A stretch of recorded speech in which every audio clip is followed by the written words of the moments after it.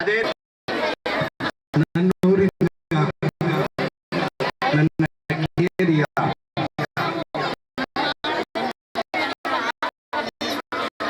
ಆವರಣದಲ್ಲಿ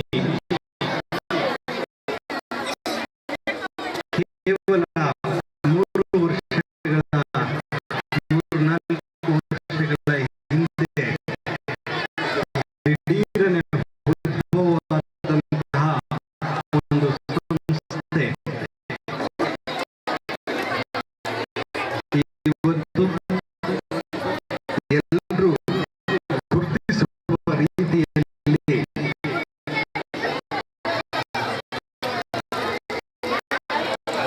ಬೆಳೆದು ನಿಂತಿರುವುದನ್ನ ಕಂಡ್ರೆ ಸಂತೋಷ ಆಗ್ತದೆ.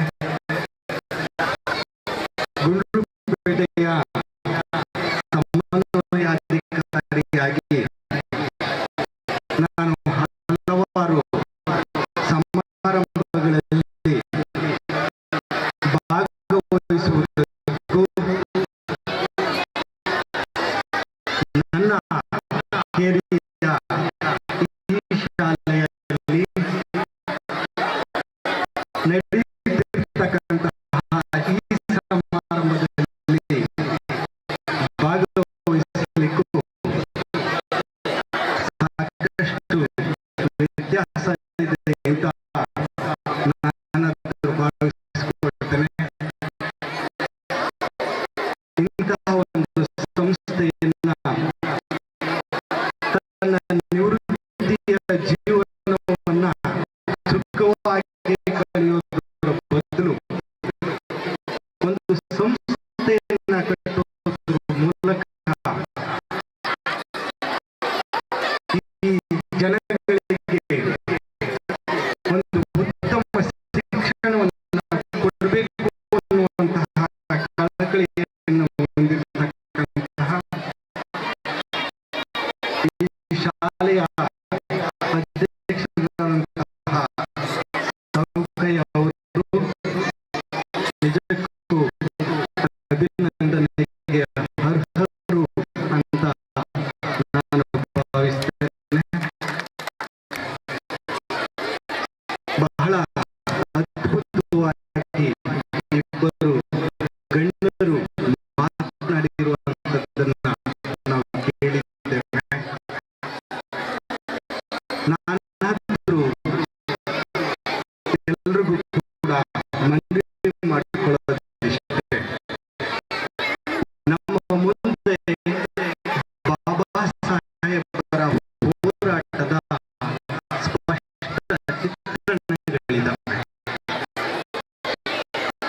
ಅವುಗಳೇ ಸಾಕು ನಮಗೆ ಸ್ಫೂರ್ತಿಯ ಚಿಲುಮೆ ಆಗಿರುತ್ತವೆ.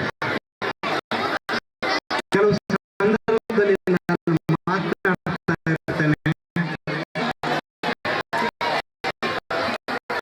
ಗಾಂಧೀಜಿಯವರಿಗೂ ಮತ್ತು ಬಾಬಾ ಸಾಹೇಬರಿಗೂ ಇದ್ದಂತಹ ದೃಷ್ಟಿಕೋನಗಳು ಹೇಗಿತ್ತು ಅಂತ ಹೇಳಿ.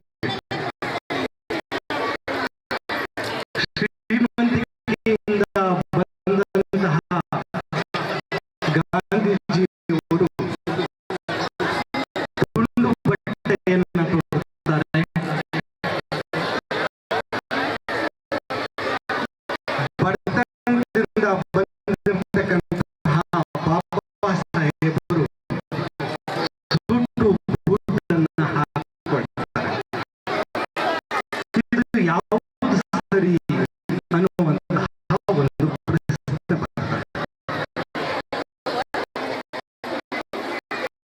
ಶ್ರೀಮಂತಿಕೆಯಿಂದ ಬಂದಿರತಕ್ಕಂತಹ ಗಾಂಧೀಜಿಯವರು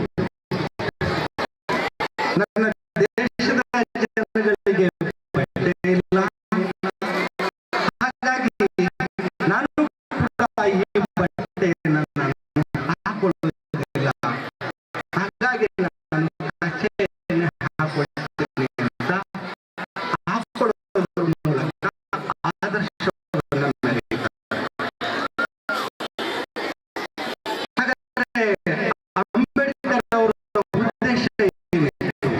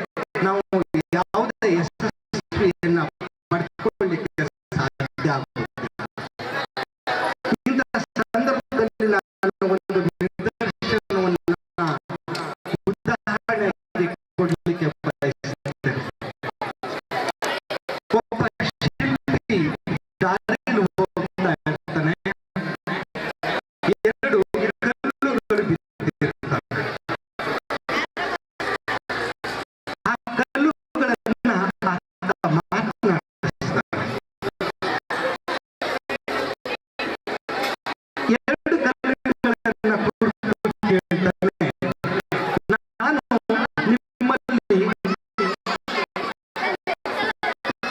ಯಾರಾದ್ರೂ ಒಬ್ಬರಿಗೆ ನನ್ನ ಉಳಿ ಮತ್ತು ಸುತ್ತಿಗೆಯಿಂದ ಹೊಡಿಬೇಕು ಅಂತ ಕೆತ್ತಬೇಕು ಅನ್ಕೊಂಡಿದ್ದೀನಿ. ಸ್ವಲ್ಪ ನೋವಾಗುತ್ತೆ, ಯಾರು ಸಹಿಸ್ಕೊಳ್ತೀರಾ ಅಂತ ಕೇಳಿ. ಒಂದು ಕಲ್ಲನ್ನಂತೆ ನಾನು ಆರಾಮಾಗಿದ್ದೀನಿ, ನಿಮ್ಮ ಉಳಿ ಸುತ್ತಿಗೆ ಏಟು ನನಗೆ ಬೇಕಾಗಿಲ್ಲ, ಹಾಗಾಗಿ ನನಗಂತೂ ಬೇಡ ಅಂತ ಒಂದು ಕಲ್ಲು ಹೇಳುತ್ತೆ.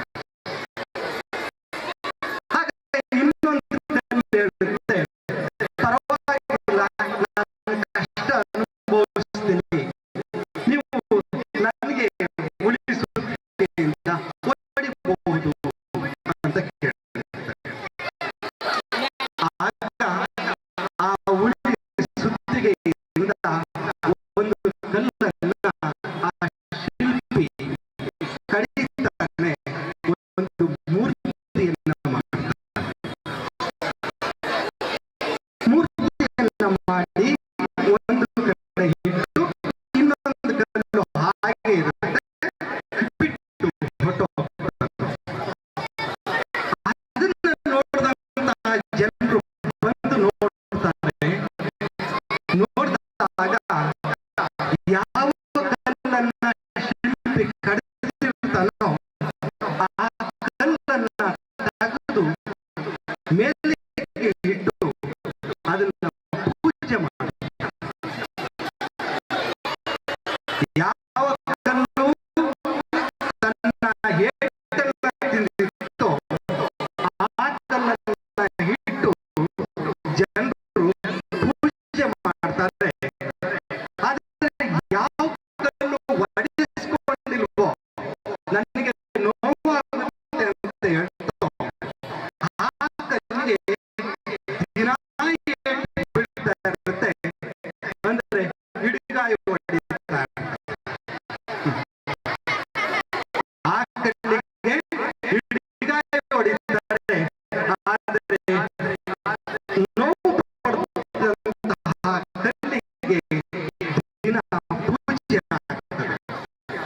ನನಗೆ ಯಾತಕ್ಕೆ ಈ ಉದಾಹರಣೆಯನ್ನ ಕೊಟ್ಟೆ ಅಂತಂದ್ರೆ, ನಮ್ಮ ಮಕ್ಕಳನ್ನ ನಾವು ಇಂತಹ ಒಂದು ಸುಖದ ನಿದ್ದೆಗೆ ಅವಕಾಶ ಮಾಡಿಕೊಡದೆ ಅವರಿಗೆ ನಿದ್ದೆಯನ್ನ ಗೆಡಿಸುವಂತಹ ಕೆಲಸ ಮಾಡಬೇಕಾಗ್ತದೆ. ನಿದ್ದೆ ಕೆಟ್ಟವರು ಏನ್ ಮಾಡಬೇಕು? ಟಿವಿ ನೋಡೋದಲ್ಲ, ಬದಲಾಗಿ ಪುಸ್ತಕಗಳನ್ನ ಓದಬೇಕು. ಆ ರೀತಿ ಕಷ್ಟಪಟ್ಟು ಓದಿದ್ರೆ ಖಂಡಿತ ಬಾಬಾ ಸಾಹೇಬರ ಕನಸು ನನಸಾಗ್ತದೆ ಅಂತ ಹೇಳ್ತಾ, ಇಂತಹ ಸಂದರ್ಭದಲ್ಲಿ ನನಗೆ ಇಲ್ಲಿ ಮಾತನಾಡಲಿಕ್ಕೆ ಅವಕಾಶ ಮಾಡಿಕೊಟ್ಟ ತಮ್ಮೆಲ್ಲರಿಗೂ ಕೂಡ ನಮಸ್ಕಾರಗಳನ್ನ ತಿಳಿಸ್ತಾ ನನ್ನ ಮಾತನ್ನು ಮುಗಿಸ್ತಾ ಇದ್ದೇನೆ. ಅಮೋಘವಾದ ಸೇವೆಯನ್ನ ಸಲ್ಲಿಸಿದ್ದಾರೆ. ಅವರ ಸೇವೆಗೆ ನಮ್ಮ ಶಾಲೆ ತುಂಬಾ ಹಬ್ಬಾರಿಯಾಗಿದೆ. ಹಾಗಾಗಿ ಅವರು ವಿವಾಹದ ದಾಂಪತ್ಯ ಜೀವನ ತುಂಬಾ ಸುಖಮಯವಾಗಿರಲಿ ಅಂತ ನಮ್ಮ ಶಾಲೆ ಪರವಾಗಿ, ಪೋಷಕರ ಪರವಾಗಿ, ಆಡಳಿತ ಮಂಡಳಿ ಪರವಾಗಿ ನಾವು ಅವರನ್ನ ಸ್ವಾಗತಿಸ್ತಾ ಈ ಕಾರ್ಯಕ್ರಮದಲ್ಲಿ